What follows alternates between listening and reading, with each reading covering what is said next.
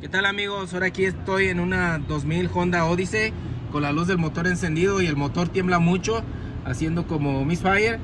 Le checamos los códigos y tiene muchos códigos. Para saber cuál es el código, cuál es el cilindro que está fallando, vamos a hacer un pequeño test bien sencillo.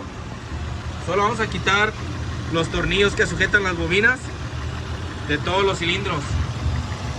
Ahí lo tenemos. Ya cuando los tenemos removidos, vamos a mover. Como está temblando mucho, vamos a mover cada bobina. Ahí se escucha que sí está funcionando.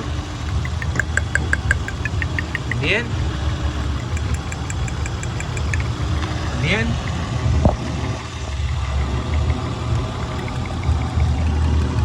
También.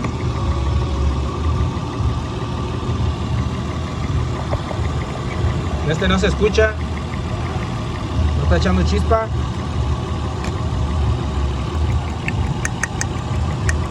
Este sí se escucha, está echando chispa. Entonces tenemos la bobina del medio aquí atrás, no está echando chispa, hay que reemplazarla. Gracias.